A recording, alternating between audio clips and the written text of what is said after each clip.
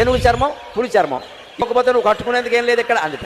అంటే ఆయన అన్నట్ట, పులితోలు ఏనుగుతోలు రెండు దాచిపెట్టాయి, నేను ఏం కట్టుకుంటానో నీకు చూపిస్తాను అన్నట్టు. ఈవిడ కావాలనే పులితోలు ఏనుగుతోలు అయ్యవారికి దొరకకుండా చేసింది. ఈవిడ స్నానం చేసి వచ్చింది కైలాస మానస సరోవరంలో. ఆ తువ్వాలు ఉంటుంది కదండి, అమ్మవారు తుడుచుకున్న తువ్వాలు, అది ఆరేసింది అక్కడ.